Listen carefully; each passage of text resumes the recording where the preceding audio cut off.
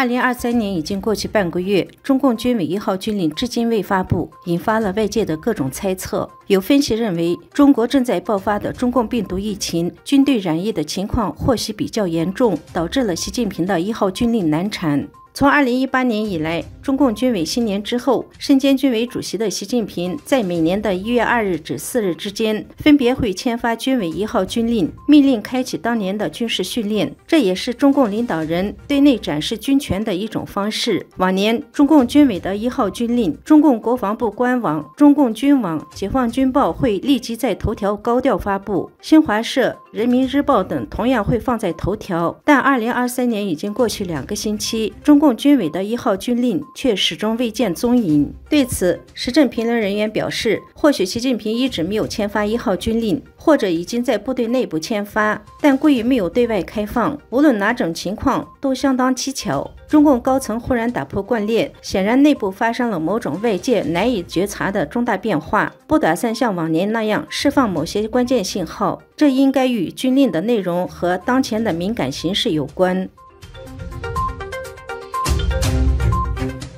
中国中共病毒疫情爆发，成千上万的中国民众被中共病毒夺去了生命，到处放满了尸体，火葬场大排长龙。中共政权极力掩盖，发布的疫情数据难以自圆其谎。民间发布的大量一手信息资料显示，中国因中共病毒疫情死亡的人数巨大。尽管如此，北京市疾控中心在1月13日上午召开了中共病毒防疫表彰大会，宣称3年来在疫情防控、大型活动保障等各项工作中取得了出色的成绩，稳步推进了首都疾控体系建设迈向了新台阶，引发了众怒。1月13日，有网友在推特发帖说，北京1个月死了几十万人，市政府还敲锣打鼓开表彰大会，在尸骨堆上庆祝伟大胜利，简直是不要脸。在舆论的强烈谴责下，北京疾控中心官网和微博账号删除了表彰大会的相关报道。中共病毒疫情爆发3年以来，中共一直掩盖疫情真相。世界卫生组织日前公开批评中方提供的中共病毒染疫死亡数据不真实。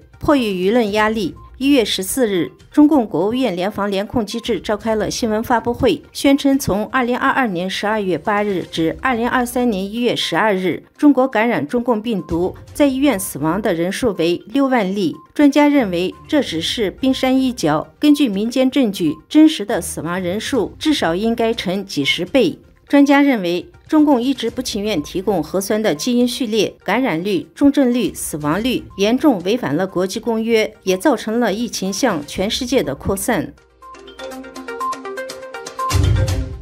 1月15日下午，辽宁盘锦浩业化工厂发生了剧烈爆炸。视频显示，巨大的蘑菇云直冲云霄，工厂已被炸毁。有当地的居民反映，在20公里以外都能感受到强烈的冲击波。根据中共官媒报道，截止15日17时，因部分化工原料管线无法关闭，火势仍在燃烧。初步排查有4、5名工人处在失联状态，目前真实的伤亡情况外界无法得知。